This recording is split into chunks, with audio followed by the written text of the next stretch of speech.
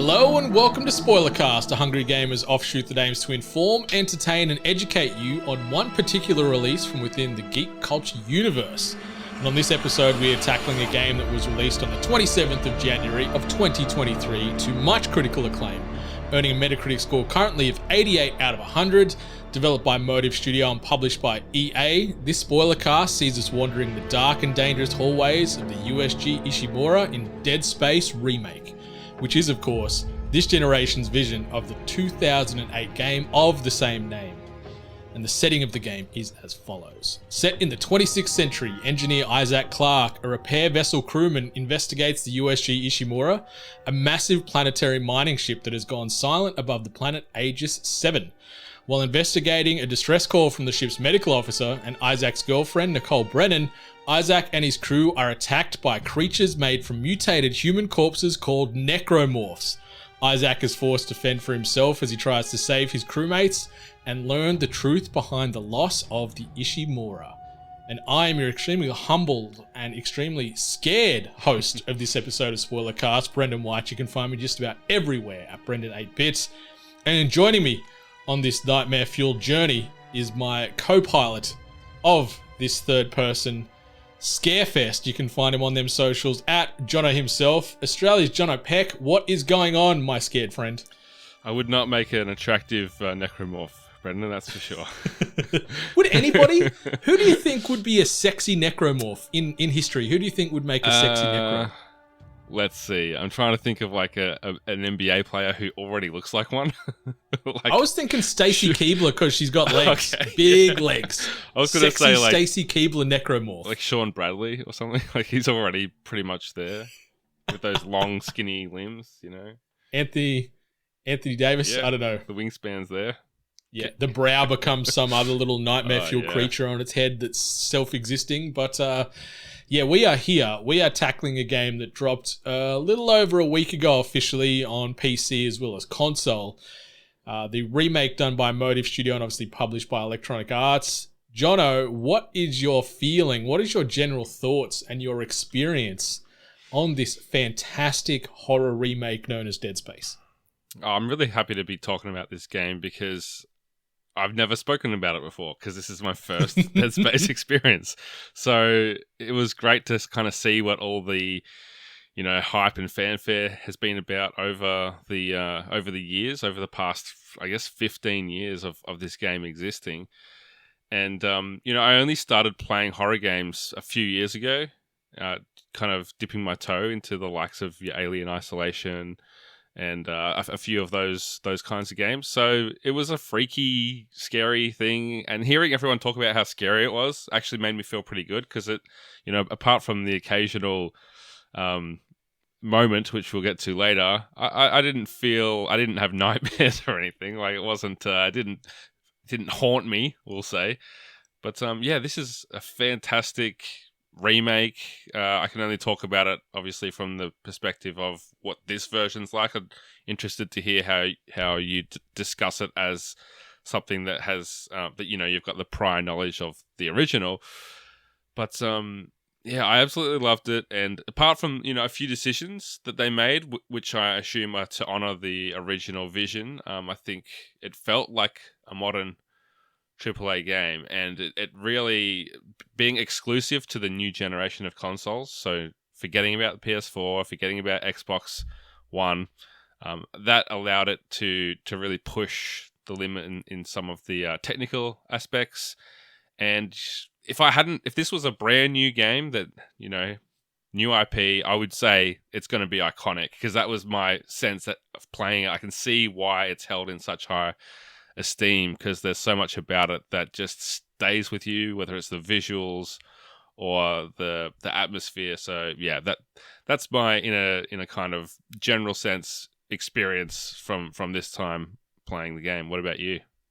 That I gotta say, that makes me very happy to hear those positive words and glowing reviews on a genre that is still sort of very, very new to you. You are not the horror savant yet, but it's nice that you're sort of getting deeper and deeper out into this dredgy, murky, scary, unsafe ocean of horror. And yeah, Dead Space released way back when in 2008. So yeah, like you said, we're talking 15 years back. So this is a game that really, really stood out back then, and this remake feels like it's going to do the same now, a decade and a half on. Like you said, it's iconic's a great word to describe this game because it is unique in a lot of ways. It takes some liberties from a lot of science fiction and horror tropes, and it does it well in its own way, which I can really appreciate. But the game is stunning. The game is terrifying and creepy and nerve-wracking.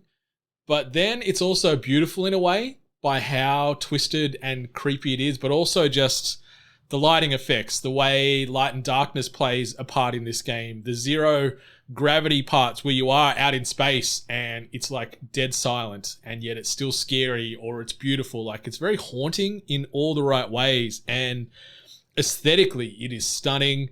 The necromorphs have never looked better / worse, depending on which way you want to interpret that. Like you said, it was designed strictly for current gen or next gen console. Like, we're not worrying about Xbox Ones and PlayStation 4s. This is just, latest hardware driven, and you can really see the development team at Motive really, really got every sort of squeeze out of this game that they could. Like, it feels like they're pushing this hardware, especially from a console level, to its limits because it's stunning. It's taking some great cues from things, God of War in 2018 started to standardize, and yeah, it just plays great. It feels good. It is very respectful to the source material, but also feels fresh in a lot of ways where they do take the story a little bit different, or some of the interactions with characters you feel is going to go X instead it goes Y and stuff like that. So even though I hazily remembered the main beats of the story, it still felt like I was playing a new game, and that is,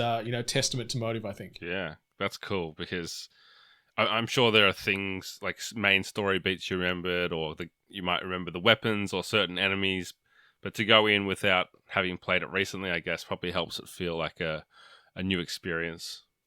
Yeah, 100%. Like, completely different games, but still in that survival horror realm. I got some real Resident Evil 2 remake vibes from this, where it felt like I was walking an eerily familiar path, but then the path was just, forking in directions I wasn't expecting. And I was all for every moment of the, about 15 hours or so it took me to clear those 12 chapters and kill all those evil, terrifying, nightmare-fueling necromorphs. Yeah, which is a little longer than the original from what I understand. So they have, it's not a...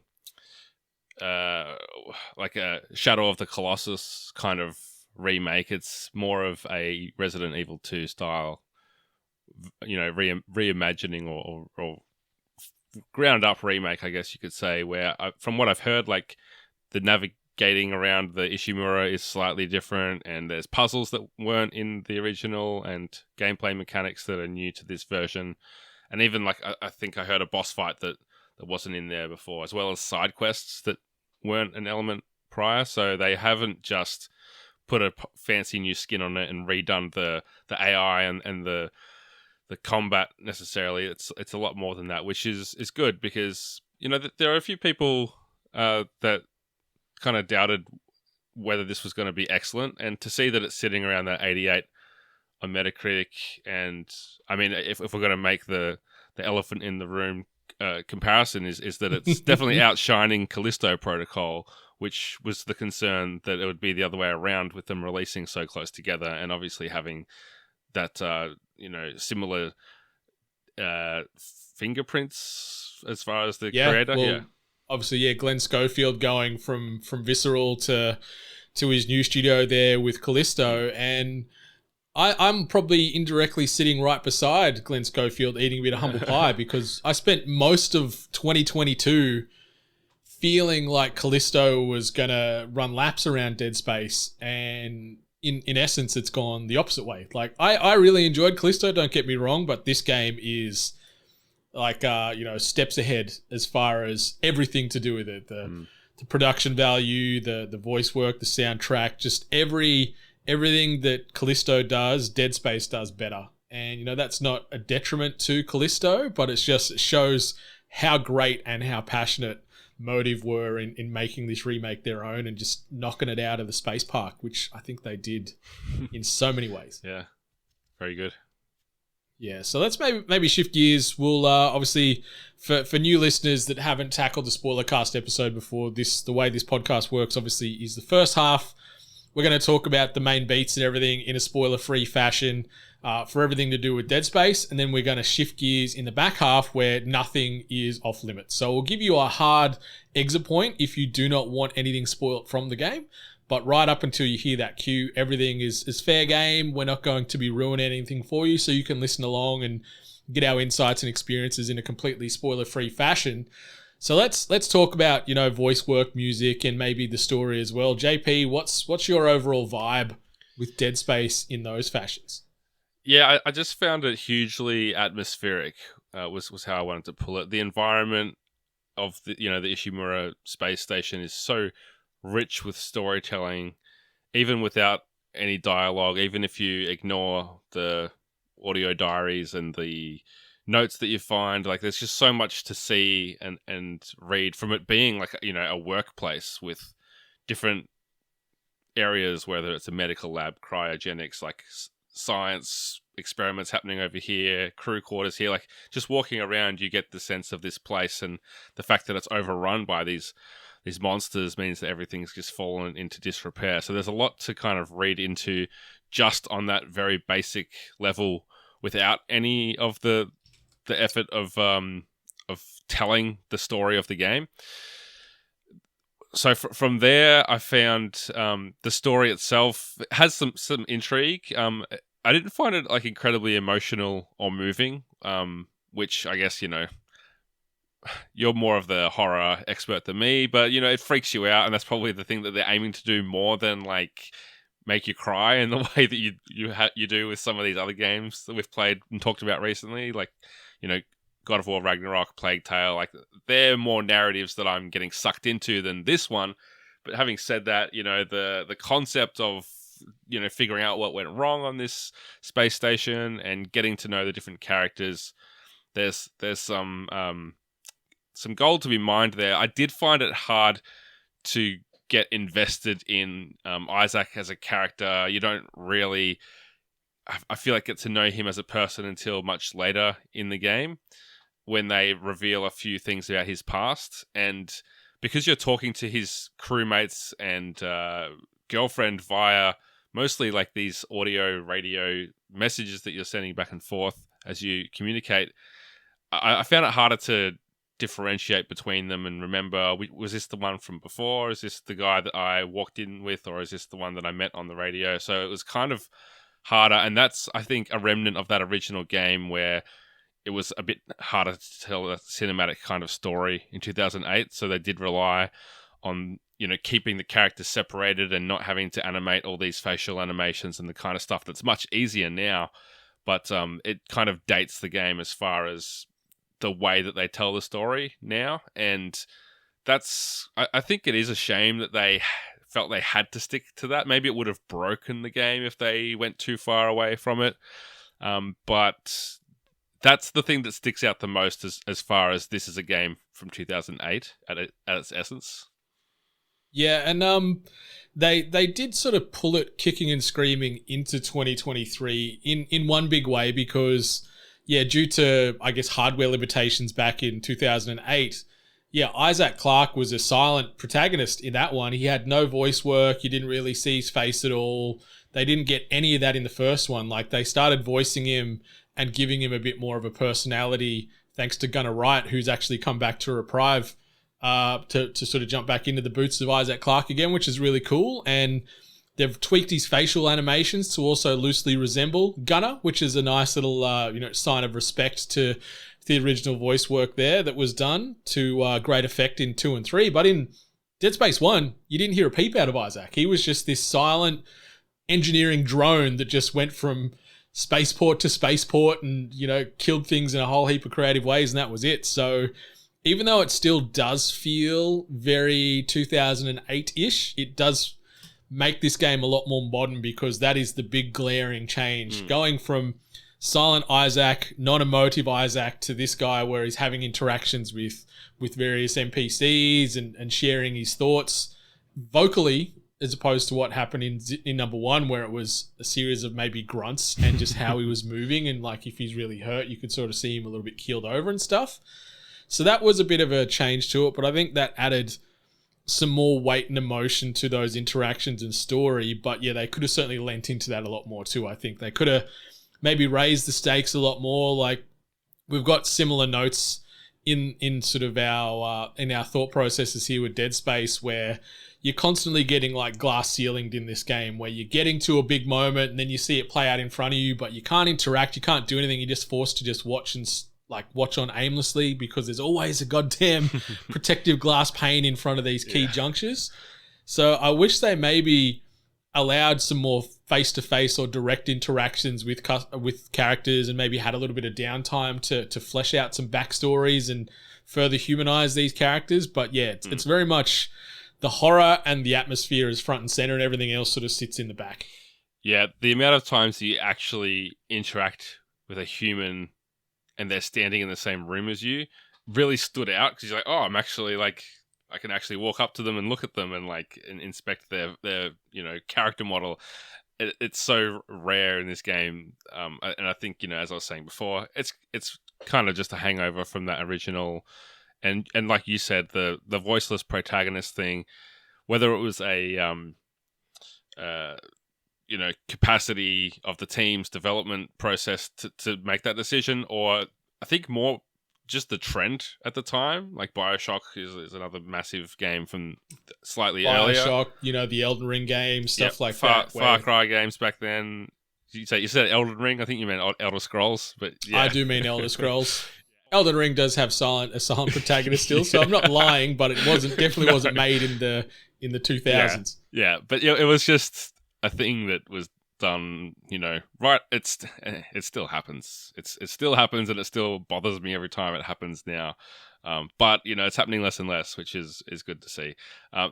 We're talking about the narrative in the broader sense as well, but I think like just the sound design of this game is such a huge part in creating that eerie atmosphere and kind of telegraphing what's happening as the player. You need to listen out for the monsters, the necromorphs, as they bust out of the vents or drop out of the roof or whatever it is. You almost always hear them before you see them, and it creates that moment of kind of panic where you're like, okay, which direction are they coming from? Are they coming from behind me? Are they coming from in front of me? Sometimes both. And that really adds to the overall terror and thrill at the end of the day, I think. I don't actually remember any music. Is there any music in the game? There's a couple of pieces, but it's really subdued. For the most part, it's just background ambience, but there is some stuff near the back end of the game where there is some sort of big soaring sort of almost, I don't know what you call it, like operatic synthetic sort of stuff. It was this weird sort of contrast, but There was a couple, but for the most part, it's the Ishimura is the soundtrack that you're listening to, and like you said, the necromorphs, you'll hear the tapping of their bloody claw-like appendages against walls or up in the vents, or the screams and the slurps, and just you're always on edge. And I love that. Like throughout most of the game, I'm holding left trigger or L2 if we're talking PlayStation, just having my weapon up, not only just because it's dark and that's the only way to goddamn see, unless there's ambient lighting in the scene, but just being ready because, something's never too far away from busting out of a roof or a floor panel or a wall panel or wherever it's going to come from. But it's never like death and danger is licking its lips, just staring at you from the shadows 24/7 in this game. And you're never really safe, because even if you backtrack, they've built this game as kind of, I'm not going to call it a Metroidvania, but there's backtracking as far as, you upgrade your car key, you can go back and open more chests or rooms that you couldn't open before. And I guess they know that people are going to be wandering around because they bring enemies back to areas you cleared out earlier in the game. So there's never really a safe moment. Not at all. And even like some of the central hub areas where there is that sort of primary connector zone where there's the save point, there's the store. Yeah. Necros get in there too. Like you run back through and you're like, cool, I can breathe for a second. I'm going to save. I'm going to sell this loot that I was picked up and upgrade something. It's like, no, you're not, because there's a few Necros in there coming for your blood. Especially if you hang around near the doors. Like, that's something I was going to talk about in like the gameplay and combat section, is using the doors as like a strategy. It's, you can sometimes run away from these things, but they can't open the doors, only you can. So you can kind of use that to kind of gate them and keep them away from you. But then, you know, if you ever need to go back down that corridor, you know, as soon as that door slides open, you're going to have to get the flamethrower going or whatever it is. Mm-hmm. Are you like me, and any time you came across a dead body, you just stomped it just to be 100%. Safe? and I forgot about that sort of core mechanic in this franchise, because yeah, like as we mentioned in the lead in, like you're just this space engineer. Your whole life is fixing spaceships and machinery and stuff. You're not a warrior, you're not a soldier, and yet you're tasked with saving the universe, really. And the reckless abandon you have, either swinging your melee ability or stomping on corpses, and like it's sort of a gripe, but because you mentioned, I'll sort of bring it up now. It sort of irks me that he doesn't really wince at this. Like, you're stomping on bodies and disintegrating them with your big boots, and there's viscera everywhere, and this was a human being 2 seconds ago. You see so many, just about every NPC you get to thereabouts will either die in front of you or is dying by the time you get to them, and they keel over, and then you stomp on them and you'll get some ammo or a health pack. But Isaac's like, I'm so sorry, I need to do this for like my own good, I need these more than you. It's never that, it's just whack, stomp, blood, bones, everything, and then you pick it up and you just keep going. Like, he's very, very heartless in those moments, which surprises me. Yeah, I guess they didn't, when they took him from voiceless protagonist to voiced protagonist, they didn't add that extra layer of empathy. Yeah, he's got that in some moments, like in the cutscenes with key characters and key situations playing out. But yeah, just general gameplay loop, when you're stomping on bodies, he don't give two shits. Yeah. All right, anything else you want to bring up regarding sort of story, voice work, music, or shall we shift into that core gameplay loop where we're going to be talking, puzzles, combat, weapons, and everything else in between that fits that beautiful, repulsive, fantastic skin-crawling loop that we do in Dead Space. So, JP, what's your initial thoughts in that sort of bucket of goodies? It's a good combination, like, between the puzzles that are mostly okay. Sometimes it's a bit tedious when they're a bit longer, especially if you have to repeat them because the game doesn't autosave frequently enough to avoid that, but we'll talk about that more a bit later. But between the puzzles, the exploration, the combat that is coming, and then the combat that surprises you, I think that the game moves at a good pace. It's never too repetitive as far as another room full of monsters, here we go. Like, it's never quite that feeling. It's always the mystery as you enter a new room as to what's going to happen here. Is it going to be a storytelling room? Is it going to be a boss encounter?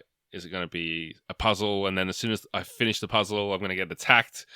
It keeps you guessing, and that works really well for many of the reasons we've talked about already, I think.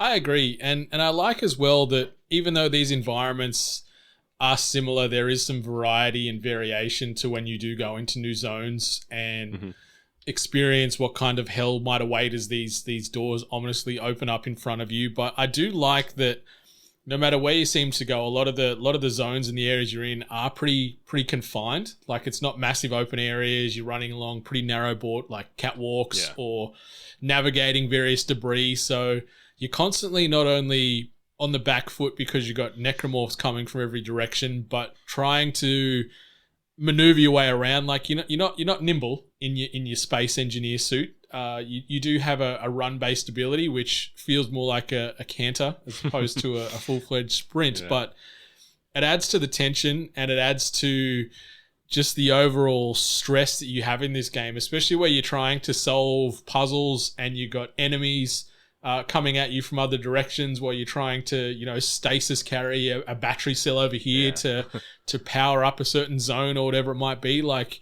I like that the game, even in those quiet moments, the heart still feels racing. Like, I always felt a bit of tension, even when I felt I cleared out a room, like I can breathe for a second. I'm like, no, I'm going to take one more step and something's going to bust out of here or whatever. Like, I felt like I was always on edge, and that's just a sign of good storytelling. But once I was on that edge and the fighting and the chaos ensued from there, having such a good variety of weaponry at your disposal was really great. Like, we've got, I think there's seven varied weapons, and then you've got an alternative fire on each one of those. Then there's special abilities you can unlock on those weapons too, depending on how you want to use your little upgrade nodes. So there's a lot of ways to skin a necromorph-sized cat, that's for sure, in this game. You can have a lot of fun and get a lot of creativity with how you want to try and survive, or if you want to use your stasis and just freeze some enemies in front of you to maybe just run past and just get out of there and get behind that door so you can breathe for a second. I like that the gameplay loop, it's consistent, but it feels like you can personalize it in a way with the sheer amount of ways to disarm or dismember necromorphs and other baddies. Yeah, definitely. I think that the game's at its best when it is frantic and you're kind of, paranoid at who's coming up behind you, who's shooting at me, where are they in this room? I can't quite see it, but I can see that I'm getting hit by something. And the nature of the way they've made this game is that it's probably a different experience for everyone that goes into each situation, because you have problem solving that you have to do related to how much ammo you're carrying, how many med kits you've got. It will change the way that you play and the weapons that you choose to use, which I think makes it just an ever evolving experience of like, okay, how am I going to approach this level? I do a puzzle and I know that, it's going to send an elevator down and I'm going to have to wait like 2 minutes for it. And that means I'm going to get attacked by like 10 monsters. And you can kind of go around the room and plan out, okay, there's a fire extinguisher over there. There's a little stasis tube there. I can blow that up and that'll take someone out. And if I can blow that up, that's explosive too. And that'll wipe out two if I can get them to both come into the same point at the same time in the same, area. And you just kind of have to use everything at your disposal at some points, because the ammo scarcity is done really well, where you're not just overflowing with the. It reminds me of The Last of Us, where like not every single bullet is valuable, but you don't want to just be wasting it. You have to be careful, thinking like there's a mechanic of shooting like the parasitic growths or whatever. I can't remember what they call it, but you don't want to use a good ammo on that. You want to get like maybe the flamethrower or something that's got like heaps of ammo in the reserve, because you're not going to miss it as much. So there's just so much there as far as layers in terms of how you can approach it and things to think about when you're playing, that just makes all of this stuff so much fun. I agree. I love the chess match that is this game, where like a Resident Evil, like a Last of Us, your ammo is constantly in short supply. So, and especially when you do pick up a new weapon, you go into a new zone or you start a new chapter and you finally get a hold of the line gun or the flamethrower or whatever, and you immediately go, "Ooh, that's the new and shiny. I want to use this." But then you go, "I know this is more powerful than the pulse rifle I've got.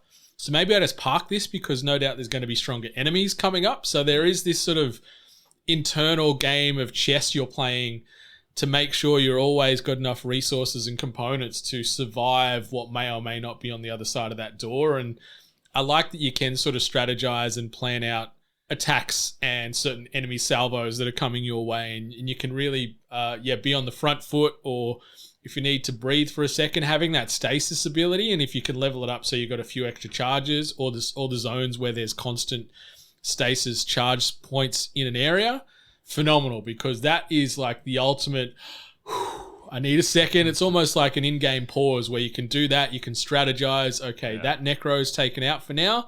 I'm going to go focus my fire on this exploder necro variant over there, and then shift back to the lurker that was giving me a headache or whatever. So I like that there is so many variables at any given turn, and the weapons that they give you all feel so great. They all feel different, and they all have different utility, and mixing and matching them together, you do feel really powerful sometimes, but then when you realize, you've got one bullet left in the weapon you love so much, you go, shit, now I got to pivot back to the plasma cutter that maybe I haven't upgraded for a few chapters that might be a little weaker. So then the heart rate goes up again and that confidence subsides. So I like that there is these ebbs and flows as far as feeling strong to feeling very helpless. Definitely, yeah. I think it's kind of just like accepted because this game's been out for 15 years. But the mechanic of having to shoot the limbs in itself is such to me as a newcomer, such a breath of fresh air as far as every other game is shoot them in the head. You know, Resident Evil, you can shoot them anywhere, but if you shoot them in the head, that's what you really want to do. To take that and go, no, actually, for some reason, shooting them in the head doesn't work. You got to shoot them in the limbs, and the way that you know you kind of play enough video games like we do, and more or less you think you've seen everything. These guys introduced a skin layer system to this game. It's so good. Has anyone done this before? I don't think anyone's done this. I'm not too sure, to be honest. Like, there is, like, I think back to 2008, and there was like Soldier of Fortune came out in those 2000s as well, where you could whittle away at appendages and eventually, you know, blow off a leg or an arm or whatever. So there is some games out there that do similar, but nothing to this depth. Like, you can watch a blast from your plasma cutter or a blast from your pulse rifle. You know, you shoot this necro in the knee and you can see, a bit of flesh is gone and then a little bit more flesh and a little bit of bones exposed. And you shoot it again, then it's the full bone. Like, it's the attention to detail in executing that. And it's not just, it's like, you know, the primary joints. It's not the elbows and knees or whatever you call them on a necro bladed arm. But like, wherever you shoot them on that limb, you can see that skin get worn away. Like, it's gone into a lot of detail. Like, the devs that put that together, who was part of the skin layer system team at Motive, like, hat tip to those legends, because it's so messed up, but it's so well done. Yeah, if you think of like in Mass Effect terms, a lot of the enemies have like the barrier or the shield, and then they've got the armor, and then they've got their regular health. And it's basically a visual guide to that. Is once you peel off the outer skin, then you've got like, you know, the muscle, and then once you peel that back, you got the bone, and then you want to clean through that to take off the limb. And it gives you something to aim at, and it's really useful to have a visual guide of where to concentrate your fire. Completely agree. And then you think, oh, awesome, I've taken its legs out, I'm safe. And it's like, no, it's going to crawl at you until it's out of breath. Like, you are getting chased by limbless creatures throughout this game, whether it be one leg, two legs, you take their legs off, then they just start sort of shimmying with their torso if they don't have their arms. Like, it is messed up. Getting chased around by just these somehow living cadavers is so great, and it's one of my favorite memories of this game. Just definitely, you can never be sure until you ultimately stomp on it and it gives you some type of item to know it's fully dead. And then you have like these big rooms where you have to kind of run around to avoid getting attacked, but you know, you're shooting at the same time, and you're doing laps, and then you realize that, you know, the one that you thought you took out still got a bit of crawl left in it, so you got to worry about that one as well. Yeah, it's the gift that keeps on giving, really. Yeah, it's so good. And yeah, I love just that simple loop. There is some backtracking in the game, obviously, where you can sort of traverse up and down the Ishimura when certain zones open up, but I do like with that, it doesn't feel like they're disrespecting your time. Like, there is new things to discover, whether it be side quests and giving you insight and intel on certain characters or a situation that's played out, or getting new blueprints for upgrades for your arsenal. So it's nice that they are very appreciative of the gamer and giving you things to potentially rinse and repeat zones in a meaningful way. Yeah, aside from some of the issues that I had with having to repeat certain sections because the autosaves aren't generous at all. Aside from that, I really felt that my time was respected, that they weren't padding out the game at all, which is appreciated because you don't need something like this to go for 20 plus hours, I don't think. Yeah, like we clocked in, I think you said, was it 15 or 16 you played for? 16 for me. Yeah, so that's still a meaty game, and it sets a pretty good pace. Like, we've got 12 chapters to work our way through in this game, and every one of those chapters brings something new and takes you to new areas within this universe, and it's just really, really well paced. Yeah. All right, so let's maybe shift into the presentation aspects of Dead Space, talking graphics, performance, anything like that. My super quick opinion on this is it's stunning, and it's stunning and beautiful in all the dark and twisted ways. Like, seeing the Ishimura and the bones of this massive, majestic, planet smashing space vessel, and then seeing it just so run down and taken over by these necromorph demonoid things. That contrast is really great. Like, I rewatched Aliens recently, and it made me think a lot of Hadley's Hope when you got the Space Marines in there and they're walking through, and you can see there's been all kinds of wars already played out in here and little skirmishes, and seeing what this place used to be to what it is currently. I like the contrast, and the environment itself, gorgeous. The lighting, whether it be playing off the lighting or the darkness, is really, really well done. I played on the Xbox Series X, and this thing, super, super smooth. No issues, no crashes, no frame rate dips, no tears, no dropouts, anything like that. Like, I had a perfect experience from front to back. What about you? Pretty much the same, I should say. It's, from as soon as I started playing the game, I wanted there to be a photo mode, and there wasn't, which I'm going to put that down as a mark against it, because it's so,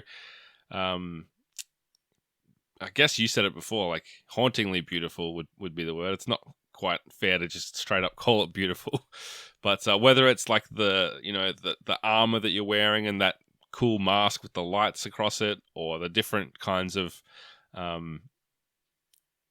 futuristic UIs that pop up when you're just accessing your menu, which, again, having a diegetic menu system in a game like this is, I know it was way ahead of its time in 2008, but it's still cool in 2023 to see it built into the game in that way, rather than just a typical game menu. There's so much that shines in that way, and the only performance issue I had is getting stuck in a spot when I was trying to be a bit fancy and hide from a necromorph. I thought, if I just go in that gap there, then they won't be able to get me. And I couldn't get out. So I was right, but I was wrong at the same time. And so I had to restart.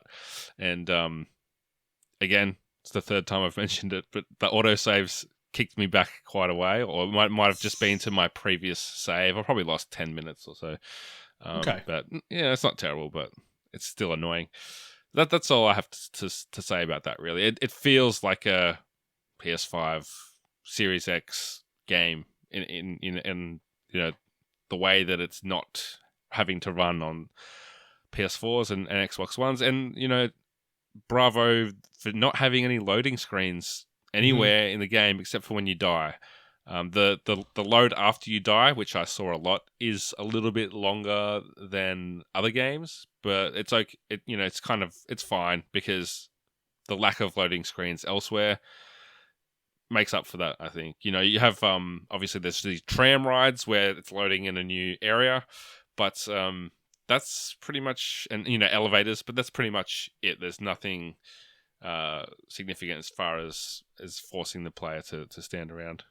Completely agree. Like, you referenced Mass Effect earlier, so yeah, it's using the old elevator load trick from that. It's using the door open, super quick, sort of hesitant door open transitions, almost from Resident Evil, but having that one-shot camera that I just think of God of War now. I think of the old single-shot camera these days, but it's done really well in Dead Space.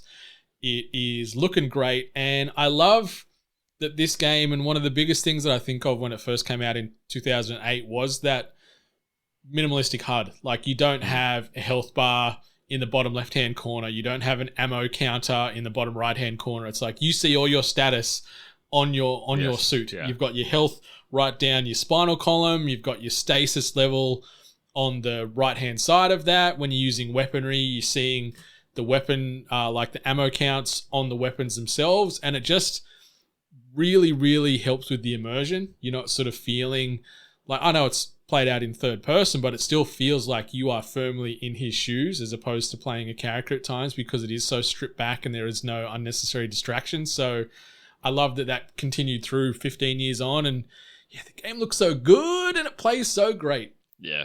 All right, let's talk non-spoilery nitpick, gripes, bugs, etc., that maybe we haven't mentioned.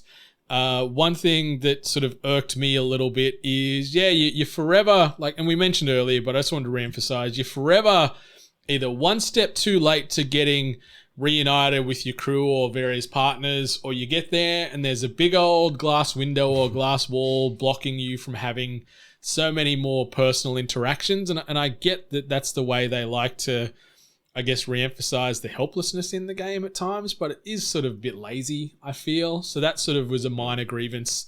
And then one that you'll mention here is another one that I'm with you on. So I'll throw the microphone over and air those nitpicks and gripes, JP. Sure. So a couple of things in combat that I'll mention first. The worst one was sprinting. I just felt like I was constantly trying to sprint and constantly found Isaac just kind of casually strolling. Yeah, it's a brisk walk everywhere. Well, but not only was the sprint not fast enough, but I often couldn't get into the sprint as quickly or as easily as I wanted to. So he would literally be walking away from like this massive monster, and I'm like pressing the trigger, like the thumbstick in, trying to get in to activate the sprint. It was a little bit finicky. It wasn't just as simple as you want, and as many games are. It's almost like I don't know. It's the way that the input responds. Basically, it's different from what I hoped it would be. And then second to that, and something that I didn't realize till like quite late in the game, is that I just wasn't playing the game properly. Like, what do you mean by that? I wasn't using stasis in combat. Like, I feel like that's something that everyone knows to do, and I can realize as it becomes a necessary mechanic in some of the boss fights and stuff. But they introduce it as this way to keep a door from closing. And I unless I missed it, I don't remember them saying, oh, you can also use it to freeze an enemy. And I just never thought to try it because I didn't want to waste what I had. And then I just never did it until later in the game. And because I hadn't gotten used to using it, it never kind of came to mind that I had the option to do it. Unless I was facing a sequence where I failed a few times and knew that I had to change my approach. Same with That's a shame. Yeah. It's super fun, yeah, man. It is. And I got to experience that fun. It's just it wasn't part of my approach to every single... every single fight, which, means I never really ran out of stasis until I hit certain areas. But same with the kinesis, like used it to move around boxes, use it to do whatever. But it wasn't until basically towards the end of the game that I realized, because I tried to throw a few boxes at people and whatever, and it didn't really do anything. But there's this really sweet pin mechanic where you can throw something sharp and pointy that sticks dudes into walls, and I didn't really discover that until the game was pretty much finished. So I feel like I missed out on that too. Yeah, I was impaling people left, right, and center. Yeah. I was, I was Vlad up in here, pinning necromorphs with anything I could find, any object that I could use my telekinesis on. There was a chance I was picking it up and slinging it. Especially you could find like the little explosive canisters or the stasis canisters, which you could throw as well. And it was almost like a stasis grenade. So to give you a bit more of a wider area of effect on necromorphs. And then you could just go to town on these things. That I did. I did throw the explosive canisters. It was more just like the impaling I missed out on. But hey, New Game Plus is always an option. On top of that, I had a few issues with puzzles. I mentioned, I've mentioned it so many times already, but the way that, and this is a good thing and a bad thing, but it's my only reference point for this kind of stuff is Alien Isolation and Resident Evil, in terms of the autosaves are infrequent. They do exist, which I'm thankful for, but every time you see a save option, you got to take it, because you never know how long it's going to be till the next one, and it can change the way that you're playing as far as like how long has it been since I saved my game, and I love that element. What I don't love is that they generously gave us autosaves, but they didn't always utilize them after you'd completed a lengthy puzzle, which means that some of these puzzles you do, and then you might die and then have to do the whole thing again. And that can be really frustrating if it's one of those puzzles that takes a bit of time, whether it's, rearranging batteries and cores and fixing broken equipment. There's a few that take a good while, and similar to that, if you have a lengthy cutscene before a boss fight and you die, there's no way to skip that cutscene, so you can go straight to the combat. That's a decision by the developers for, I know why they do that, because they don't want to make things skippable because people will just skip it every time. But I think that it's always nice to allow people on a second, try to skip that kind of thing, and they didn't let me. But that's the main thing. I have one major puzzle issue, but I'll save that for spoiler territory. Okay. Because it really, it took me like without exaggeration at least half an hour to get past this really simple part because I was just doing it completely wrong. I'm looking forward to talking about that when we jump into spoilers. But yeah, listeners, you can sort of tell from this 40-odd minute discussion we've had so far, there isn't a ton of gripes and issues we've been having with our experience here with Dead Space. It's been an overall pleasant and disturbing experience for both of us, I'd say, collectively. So maybe we'll share our final spoiler-free thoughts before we jump right on into those spoilers. And I just wanted to say, yeah, I'm taking back every bit of slander and mud that I slung last year towards this game, where I was very dismissive of this being good. I thought it was just going to be a bit of a mailed-in, slightly new coat of paint version of the game from 2008, which I loved so much. But my God, I was wrong. I would put Dead Space right up there with current remakes such as, The Last of Us Part 1, Final Fantasy VII, as well as Resident Evil 2 when it comes to, I don't know if it's recency bias, but some of the best remakes of all time, in my honest opinion. So Dead Space is up there on that Mount Rushmore of remakes that I now adore and hold very dear to my heart. Yeah, that's very big of you to admit when you were wrong, Brendan. Doesn't happen too often. Did I admit that I'm wrong, or I'm wrong? I think it's more so that I admit that I'm wrong. Both, I'm wrong all the time. Both, yeah. It's a different kind of remake to some of the ones you mentioned. Like 7's more of like a reimagining completely. Resident Evil 2 and this are probably more on par, except that, the older you go, the more there is to modernize. So RE2 is going to be a bit more of a... that was 10 years further back. Yeah. So yeah, 98 to 2000. Yeah, exactly. So this is probably it's the whole thing of like, this is how I remember it in my brain as far as like how great it looks. But I don't have any of that experience. For me, this is the entry point to the series, and I think it was a fantastic entry point for me. It lived up to the fanfare, as I said at the top of the podcast. Dead Space is a series that people have been talking about for a long time, and now I know what all the hype's about. Now I know the terror of a necromorph sneaking up behind you, which is probably the most terrifying thing that can happen in this game. And am I going to go and play 2 and 3 on Game Pass? Probably not necessarily. But that's just because I'm wondering whether they're going to make remakes of those games or a sequel or something else. If it becomes clear that that's never going to happen, then yeah, I might go back and try 2 and 3. There's some cool moments in 2 and 3.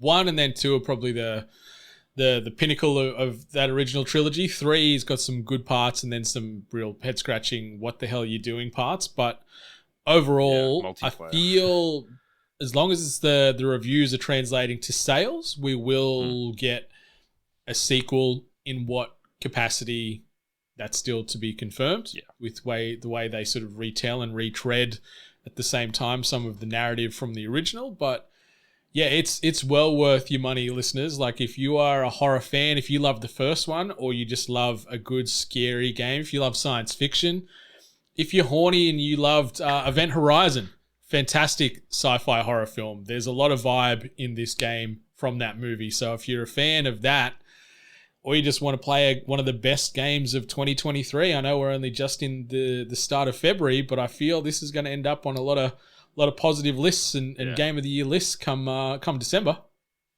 Absolutely. Yep.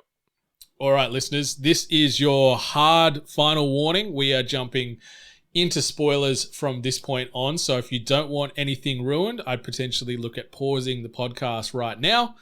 Go and finish your Dead Space 2023 remake playthrough. Circle back once those 12 chapters have been cleared, because we are going into spoilers in 3 and 2 and 1. All right, listeners. So here is the elevator pitch version, the compressed version of the entire Dead Space 2023 remake story. And it starts as follows. The Kellian crew crash lands aboard the Ishimura due to a docking malfunction. An injured Johnston stays behind as Isaac, Kendra, Hammond, and Chen investigate the seemingly abandoned ship. Necromorphs made from the corpses of the Ishimura's crew attack the group, killing Chen and forcing them to separate. The undead crew kill Johnston, destroy the Kellian, then Hammond ejects a reanimated Chen in an escape pod out into space. As Isaac explores the ship, he discovers the presence of the Church of Unitology, a cult responsible for the outbreak of necromorphs, as well as a large red marker that caused the outbreak. Isaac is tormented by hallucinations induced by the marker and encounters Mercer, who wants to bring the marker to Earth. The USM Valor arrives to save the day, but is destroyed after suffering their own outbreak of necromorphs due to the escape pod containing Chen. Returning to the Ishimura, Isaac, along with Kendra and Kine, set out to return the marker to Aegis 7 to stop the outbreak. After retrieving the marker, Kendra reveals she was sent by EarthGov to retrieve the marker and kills Kine. The marker is successfully then returned to Aegis 7, but Kendra steals it back. She reveals that Nicole was dead, and the marker manipulated Isaac and Cross to return it to the necromorph hive mind. Kendra is killed by the hive mind, which is in turn killed by Isaac. Isaac narrowly escapes Aegis 7 before its destruction, but is attacked by a hallucination of Nicole as the credits roll. So JP, let's jump right on into our favorite / biggest moments of Dead Space. Spoiler free, no longer. Spoil everything. Let's go. I mean, there's a lot of sci-fi nonsense happening in this story, I'll say, off the top. As we just read that summary, I'm like, yeah, it's kind of just like, it doesn't really make sense to me. But, you introduce like a hive mind and a magic marker, so to speak, and you can get away with a lot of stuff. Anyway, the things that I like the most, that's what we're talking about. I loved that first time that, I can't remember the name of the character, but you're in cryogenics and he mutates into a necromorph right in front of your eyes. Are you talking where you're going to get the captain's security chip? Yeah. And then the flying necro comes in and mutates him, and you're sort of on your back and it's on top of you. And you have to explode a fire extinguisher to get him off you. Yeah. So that's kind of like the moment where you see, okay, the necromorphs are created this way, and they, it's not like a bug that's like inhabiting their body and growing out of their body. It's actually them quickly mutating, and to see how that happens was pretty fascinating. Going back to something earlier I should have said in presentation with the photo mode is one of the reasons that I wish there was a photo mode was because I love to kind of pause and zoom in and look at these monsters up close when they're not trying to kill you, and to it kind of takes some of the fear out when you can examine the different gruesome parts of them and kind of get that morbid curiosity about how their limbs are hanging and the way that they've been designed. I love that kind of thing when it comes to these monsters.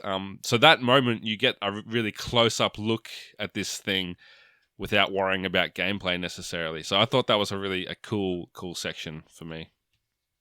I agree. That was in my notes. I sort of said, when you find that captain's body And he looks like Darth Sidious on the autopsy table. And then, this flying necro comes in and starts that reanimation process. And when you're just sort of stuck in this moment where it's contorting and necromorphing, it's morphin time maybe if we're going to play off a fantastic show known as Power Rangers. And then it's like vomiting blood and it's all just dripping all down on top of you. And it's just this really like, oh shit moment, but also it's really, really well done and very pretty in a disturbing, messed up way. Yeah. The way the monsters move, so well animated, like the AI and so everything. Creepy.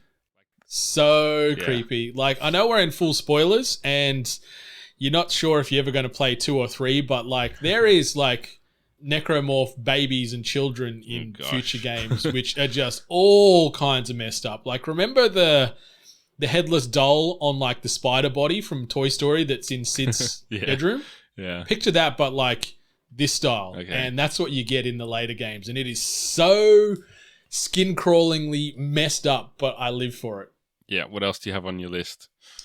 I enjoyed that, well, maybe enjoyed's a bit of a sadistic way to describe it, but like the random interactions you have with various stuff on the Ishimura, like you're finding them and they're already a corpse, or you're then getting an audio-based log that you can hear and get some updates on what's brought up to, like what's led up to now. But when you do meet some of the still living members of the Ishimura, like the first one you meet where you're walking down this hallway and you can sort of see a silhouette at the other end and you're just hearing like this thud, thud, thud. And you're like, what the hell is going on? And you get to the doorway and you're sort of seeing it's an Ishimura, I don't know, medical staff member or whatever. And he's just so broken mentally that he's just headbutting this wall to try and end it all. And then he keels over and he dies in front of you. But then you've got other ones where you meet this wounded sort of almost like Ishimura police officer / soldier woman, and she's sort of against the wall and she's starting to lose it. And then she gets a gun out and kills herself. You find this other medical staff operating on a necromorph corpse. And after she finishes operating, like slices her throat right in front of you. Like there's some really, really twist up, horrific, skin crawling moments in this game where just about every, let's just say, human that you meet throughout the game is either dead or close to death, and it never ends well. And even though it does get recycled with everyone you meet, it still feels fresh and creepy all the same, which I really enjoyed. Yeah, there's I've got just a few things that I loved happening in the game because I don't want to mess with the order of your chronology there. So there's a sequence towards the end of the game where you go into a room and there's a bunch of dead bodies, and then if you open a door, one of those, it's the specific monster that reanimates dead people, and it reanimates them. Suddenly there's now 5 monsters in that room with you, and I just got wiped out. So next time I came to that section, I picked kinesis, picked up the bodies, opened the door and just piffed them out the window as far as I could. So they're like 30 meters away and the room's sealed so that no one can get in, no one can get out. There's no dead bodies. You let that monster in, suddenly it's got nothing to use against you, and it's just like a different story. So I really love that there's different ways you can play with the scenery in that way, and that was one that was really memorable. 100%. Yeah, I like that there's just so many ways to go about your business in there. If we're sort of just moving through the standard narrative flow as far as favorite moments, when you do have the necromorph Chen coming back after ruining the what was the USM Valor coming in to almost save the day, and it gets destroyed due to Chen being evil and possessed by this bloody cult-based deity. And when you're seeing him and Hammond have this scuffle in front of you through a glass pane, as is tradition in this game, you can't do anything. But Hammond's like, no, we've got to just incapacitate Chen. We can bring him back. We can save him. But then necromorph Chen's like, I ain't having none of this, and just impales him like twice through the chest with his big sort of spike blade arms. But then in an ultimate moment of sacrifice and just a hero YOLO moment. Hammond pushes him into the Singularity Core and just disintegrates the two of them, and the lockdown gets lifted because this unknown alien entity has been accounted for. I thought that moment was sick. Yeah, the whole, and leading up to that as well, like when the escape, the beacon, like the emergency beacon's been lit up or whatever, sent out, the message is being broadcast. That's what you've been trying to do for like a whole chapter or two. And then when the ship's coming to rescue you and you realize that they intercepted the escape pod with Chen, and that Chen is on board their ship and it's probably killing everyone on there. That was like a whoa moment for me, because, I mean, it's kind of ruined by knowing that there was 12 chapters in the game, but initially playing this game, especially in 2008, you'd kind of just be like, oh, like someone's coming to rescue us. This must be winding down towards the end of the game. Mm-hmm. And then it's like, oh no, they're all dead and things are just going to get worse. So I love that they found a way to just keep raising the stakes.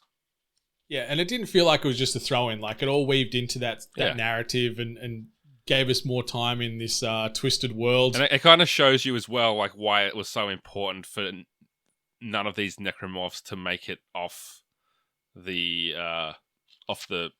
back to Earth or whatever it is. Yeah, like, and it's similar to like Alien. It's like, once these things get there, they're just going to wipe everyone out. So we have to deal with it now.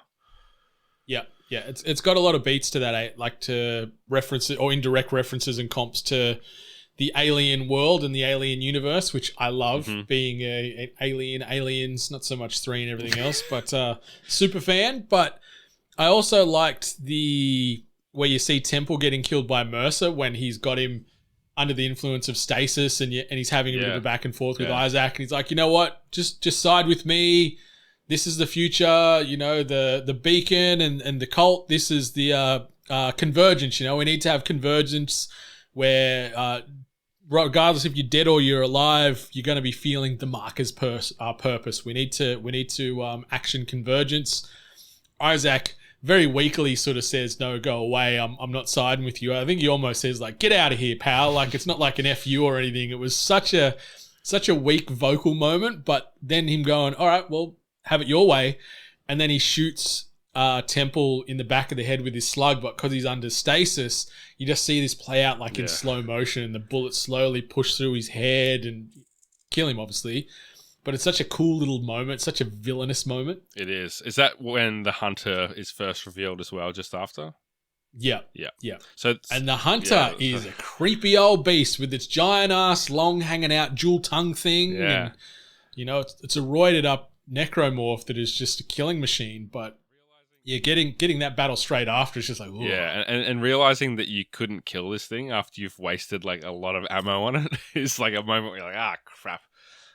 Maybe I die and come back and save my ammo and take him out the way you meant to take him out, with the cryo room in the center of cryogenics. But that was a pretty cool thing. And anytime the hunter was involved, whether you were running away or trying to figure out how to take it out, was pretty memorable as well. Totally.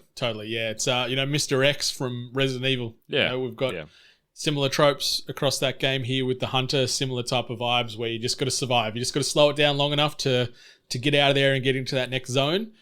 I liked as well they redid Mercer's death from the original to the remake, where in the original in 2008 you sort of just get into this area and Mercer's just getting killed by a necromorph, where in this one he gets this big sort of villainous send-off where this giant-ass tentacle wraps him and the beacon up and like drags him down to the pseudo depths of hell.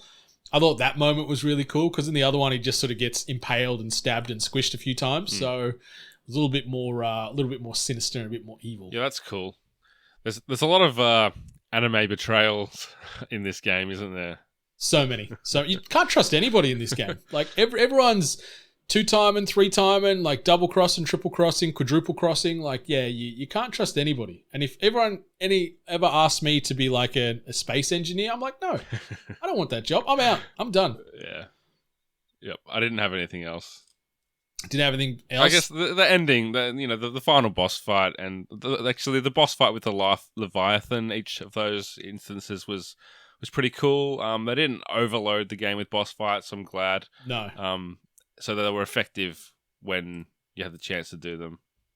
That's it. Like we had the battle with the brute, the tentacle, the hunter, and then the two variations of the Leviathan, and then the hive mind. So yeah, it wasn't at the end of every chapter a big boss battle, which was good. So it kept things feeling pretty fresh.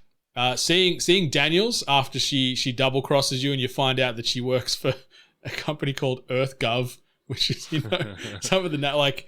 Did they just forget to name that? Like, did they not have a workshop to try and work out what they were going to call this department? They're like, EarthGov, that sounds about right. Yeah, chuck that in there. But seeing her get smushed and then smashed into oblivion by the big old hive mind. But just before that, finding out that your girlfriend, I'm surprised. Like, I'm sad that it wasn't your wife. By the way, I'm always like, oh, girlfriend. Why didn't you put a ring on Nicole's finger? But the big reveal that you find out that Nicole, who's been sort of your indirect primary driving force, even though you are, I guess, trying to save the Ishimura and stop planets from blowing up and everything else, it feels like Isaac, he's constantly focused and constantly trying to push forward to find Nicole. You find out that she's been dead for a long while. She actually committed suicide because she didn't want to become a necromorph, and instead Elizabeth Cross, who worked in one of the other departments, has been playing Nicole the entire time because the marker has done some kind of mind trickery because it's been playing with the way you think and messing and altering with your mind. She's been thinking that you are Jacob Temple the whole time, where you've been thinking that she's Nicole. And then it gets revealed, Daniels kills her, and then it sort of goes into that final onslaught where you're fighting the hive mind and getting to the end. Yeah. Did you see that coming? Did you see that Nicole? No, definitely not. It's not the kind of. I don't feel like that's the kind of twist you can predict. But sci-fi nonsense. Yeah. Did it hit you? Were you like? Whoa, no. This is what I was saying before. Is that like I knew that she was his girlfriend, but you just don't really like. You don't know what their life's like back on Earth. You don't know that. They go picking strawberries together on the weekend. There's no, like, emotional depth to it. It's just, you're my girlfriend. Like, it's fairly surface level to me as far as game narratives go in when you haven't got these moments together, it's via radio or it's with a glass screen in front of you. You can't really feel a connection like Joel and Ellie or Amicia and Hugo or whatever it is. It's is it Hugo? Yeah. It's just harder to do it with this type of it's not really the type of game it is, but it's the decisions that they've made of how to deliver the story. Yeah. And there's the lack of backstory. Like you're on this ship going here. There's not, it might be hidden in certain cutscenes and audio diaries as far as like some of your history, but you're not getting that your high school sweethearts or that she wore a red dress to prom or anything. And that's it. If they did just like a simple flashback to further build out this romance, you probably would have cared a lot more. Like I'm probably way too empathetic for my own good and love a good romance story. So anytime there's some love or lust or whatever it's going to be defined as in Dead Space, I'm totally on board. Like I'm riding that tram on those emotional love-based tracks up and down repeatedly because I want to see him succeed. I want to see that beautiful payoff. Yeah. But instead we find out she killed herself and you've been living a lie for however long, and it's very heartbreaking, but it is kind of nice. Not nice, but I guess having Isaac being a voiced protagonist at that moment. Like I remember how'd they playing pull that this off in the first 2008 time? and having this moment and he's just like mute. And you sit there and go, okay, he's just so distraught and broken. So you're getting sort of two different feelings because obviously he's vocalizing and processing it in the 2023 remake, where in the 2008 remake, he's just silent and just collecting his thoughts and trying to put himself together under that helmet, where in this one, he's talking it out a little bit more. So you're getting two different perspectives of the same outcome, which is kind of cool. Yeah, that's good. Yeah, but they're sort of our collective favorite / biggest moments. Let's look on the other side of that coin, JP, and maybe talk about any nitpicks and gripes or least favorite moments we had from our 15 to 16 hours worth of playtime. Yeah, I mean, how many times can you be on the other side of glass while a crew member meets their demise? How many times, The answer's, How many? The answer's 5 or 6 from my count. I feel like the first time it happens, there's multiple people on the other side that you're separated from. I think Chen's the one that ends up dying. But every other character dies on the other side of glass. It's always glass. It's never anything but. And it didn't have to be this way. Because it really did. It makes it so predictable as well. It's like, oh, there's going to be a monster that's going to come in behind them, and I'm not going to be able to do anything about it because there's glass. Glass. Like, what kind of glass is this? Space glass. Space Jono. glass. The strongest of all glass. It's 12 inches thick glass. Yeah, I don't know. It kind of, as I said before, we've said this a few times already. It just reeks of, it's 2008. This is the best we can do to avoid the problem that we can't solve, which is, I guess it was, how do we make it so that the player doesn't feel like they should be able to prevent this from happening? Oh, we'll just have them separated. And it, I think we expect a bit more in 2023. We're going to demand a bit more, you and I think. And, there's a reason that they don't really do it like that now. It's just not, and if you're going to do it once, like not 5 or 6 times. Mm-hmm. Yeah. They're like, how are we going to close this scene off? How are we going to sort of put a bow on this moment? You know what? Glass wall, feeling of helplessness, can't do a thing. Enemy come in from off camera, kill the person. Isaac gets shocked again, but somehow it happens an hour or so later again anyway. And then as soon as they leave, the door opens. Oh, and now I can go in there, but I couldn't before. It's very, very lazy writing, that's for sure. But it is very true and respectful of the 2008 game in that regard. But yeah, maybe just reimagine some of that. Come at it from different directions. But I don't really have a ton of gripes from a spoiler related angle. Like, I really enjoyed the game. I'm completely with you as far as the constant recycling of helplessness behind a pane of space glass and not being able to do anything. The sprinting and everything else we've already addressed as far as the floatiness and the lack of agility that Isaac Clarke has. But overall, I had myself a good time with this. That's good. They could have done with a little less backtracking, but at the same time, it did pay off by rewarding you with things. So, I enjoyed it. All right, I'll tell you about my puzzle problem. So there's a torpedo room, as it's called, and I became very familiar with this torpedo room because I was in there for at least 30 minutes. It's the sequence where you have to shut down a warhead, and there's 2 exploding necromorphs in there. One of them runs at you as you try to shut down the warhead, and if it explodes, which includes you shooting its explodey part, or it attacking with its explodey part, the whole room it's just an instant fail state. And I didn't realize you can actually kill these necromorphs without exploding them. I thought the only way to kill them was by exploding their explodey parts. So I was trying to shut this torpedo down before it killed me or before it blew up the room. And between doing that and failing and figuring it out, and the whole process, I must have done it 20 plus times, which got really tiring. And eventually I just watched a video of that sequence, and I saw them shoot this thing in the other arm or in the legs or whatever, and it didn't blow up. And I was like, oh, you can just kill it.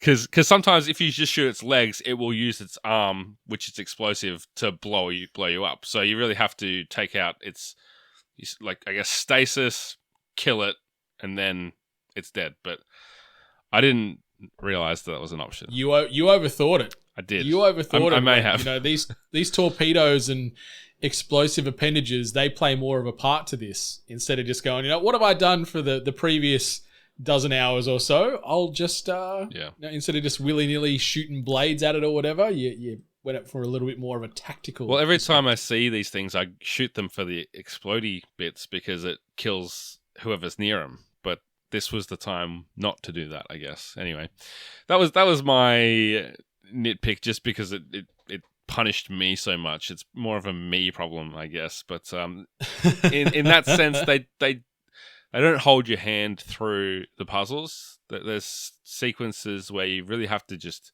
figure it out, and sometimes it's trial and error. Then you realize you've been doing it the wrong way. It's going to take a bit longer, but I mean, they were never so tedious that they ruined anything. Although that one room was, Oh, well, for next time. It takes it for next time. It's like, you start off with some people, the way they review is like they start off at 10 and they just subtract numbers. It's like, this would have been a 10 except for that section. Now it's I've taken it down to a 9. Yeah, fair enough. Fair enough. So in obviously the lead into the spoiler part, we did give you a very condensed summary of the story. But there is also an alternative ending that you can get by doing New Game Plus mode, and then you have to go and pick up 12 pieces of, marker and take it to this, I don't know what you'd call it, like almost like a worship room. Yeah. Take all those 12 pieces back there. It's like a cultic kind of seance-y kind of thing. That's the word. Yeah, seance is a good word to use. So you find these 12 pieces, and then it triggers a secondary ending where you get, and Isaac is on this escape shuttle afterwards. So the ending still plays out the same for the most part, but then the difference is Isaac's on this spaceship and he's discussing building something with this brand new, more passive hallucination of Nicole. So it's not the one that jumps at you and tries to kill you when it cuts to credits in the first ending of the game. Instead, you've got the sort of pans back a little bit and you can see your helmet on the ground, but you can also see like marker language written all over the shuttle's interior. You're getting full like conspiracy theorist, broken-minded Isaac with his hallucination of his girlfriend riding in tow to potentially make a marker back on Earth or somewhere to potentially ruin the universe. Really, which is very, very, very different because this does not exist in the original. Yeah. This is completely new storytelling by Motive. And it makes me very curious, if they do make a sequel, what are they going to do? Like, are they going to acknowledge this alternate/secondary ending? Or is it just going to be that fade to black one where you get Nicole's hallucination jump scaring you as the credits roll? I don't know what they're going to do, JP. Yeah.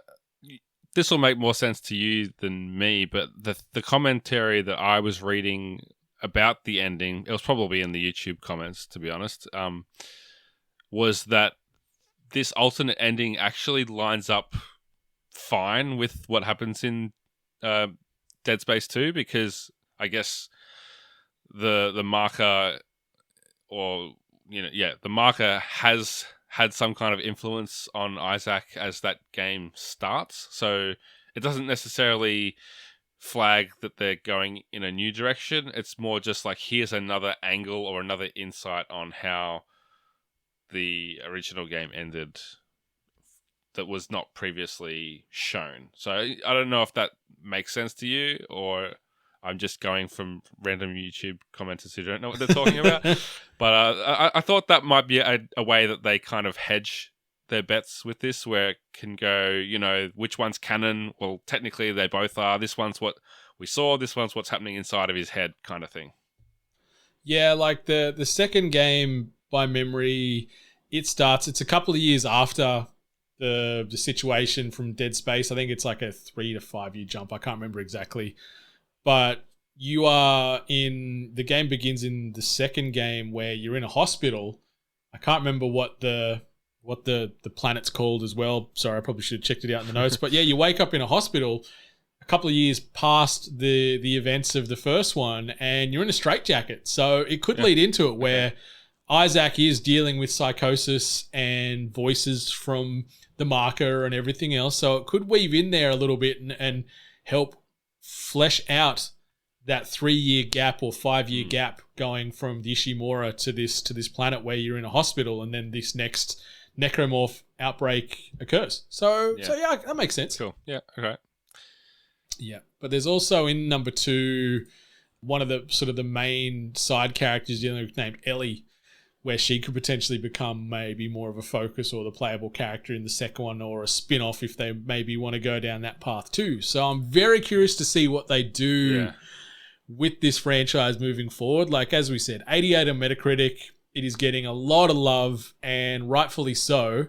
And I'm hoping that's going to translate into enough sales to justify chucking Motive back into this world and helping them build out Dead Space 2, 3, 4, whatever. Because I want more of this, JP. I want it bad. Yeah, and I guess the question is, like, it's obviously critically acclaimed. I don't think we've seen sales yet, but it's hard to imagine this not selling millions of units and being a big earner for EA. So with that in mind, it's more a matter of, like, what is the next Dead Space game? Is it Dead Space 2 Remake? Is it we're going in a new direction, a new timeline? Is it a spin-off, like you said, with a different character? Or do they just jump ahead to number 4 and do a brand new story with, I don't assume that Isaac survives in Dead Space 3, but let's just say he does. With Isaac in Dead Space 4, like, is that an option? Because Dead Space 2 and 3 are a bit more modern probably than the first one and don't necessarily need to be remade. I don't know. So they have options, I guess, is my point. And they, it's always good to have options when it comes to this kind of thing. Yeah, definitely. Like, I know on the initial go around, Visceral did put some rough plans in place for a potential sequel to 3. But that got scrapped because 3 was poorly reviewed and it didn't sell that well at all. So I'm hoping we don't follow a similar tune here with the first remake of Dead Space and it doesn't sell that well, because I want more of this story. I want to see what Motive do in this sandbox, because I am all in after playing Dead Space 2023 edition, because it is sick in all the right and wrong ways. Yeah, I mean, it's interesting to look at Resident Evil as a comparison and go, they did 2, they did 3, now they're doing 4, but are they going to go back and do 1? Like, they don't necessarily have to do them in order, and we're guessing that they'll stop after 4 and they're going to continue making, like, new Resident Evils at the same time. There are, like I said, there's options. I don't think anyone's going to be upset with a new Dead Space after playing this, because they've created a world. It's the 26th century. We've established the weapons, we've established the tech and the religion and everything. So there's nothing that says it has to be an Isaac story. It could be anyone. It could be a prequel. It could be anything. Yeah, you could have a lot of fun with this. You could get thrown into the shoes of one of the first members of the Church of Unitology and introduce a whole new character, because there is a big world here that you could build out from, and Isaac doesn't need to be front and center of it all. So yeah, I'm hoping we get a second one, whether it be a direct sequel or just something that spins off in this Dead Space universe, because I am hungry for more. In the vein of Alien versus Predator, which franchise would you want to see them do a versus Necromorph versus something else? Ooh, and it'd have to be Predator, because Alien just seems more like it is a hive-minded type of beast where. What about a game? They're a bit a more game of a franchise? mindless killing machine. Oh, a game franchise. Yeah. Let's darken up Mass Effect even more and have Commander Shepard stumble across a marker, and him and Isaac can team up. Yeah, okay. Could be. They're both EA-owned IP. Let's do it. Hey, Reaper versus Necromorph. Yeah. Let's go. Please and thank you. But JP, what is your last word on Dead Space before we close this podcast down?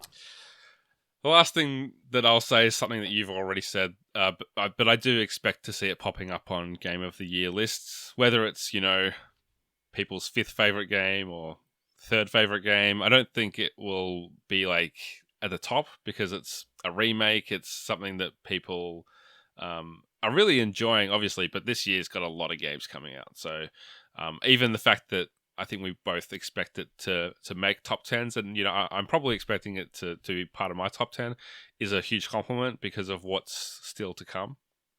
Yeah, I'm with you in lockstep there. I feel this is going to be in a lot of people's end of year, game of the year related discussions, and rightfully so, because it executes everything it sets out to do at such a high standard. Yeah. And yeah, it'll be on my list as well as yours, JP. And yeah, listeners, do yourselves a favor and pick up a copy if you haven't already, because it is a great reimagining of a great title. If it came out last year, it may have been like top 3 or top 5 games of the year, I think.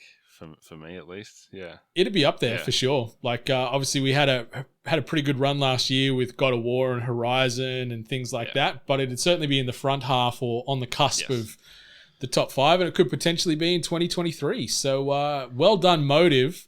I am again sorry for smack talking you intermittently throughout 2022, because I was all in on Callisto Protocol and I enjoyed my time with it, but this game, Callisto hits a infield double where Dead Space has hit a home run here, and I am all about it. So yeah, listeners, what did you think about Dead Space? Be sure to hit us up on them socials, at Jono himself, at Brendan8bit, or at We8bit, or keep that discussion going over on our Discord with the direct link available for you right now. But JP, I guess it's time to get on out of here. So until next time, 8-Bit Nation, may your life be spoiler free.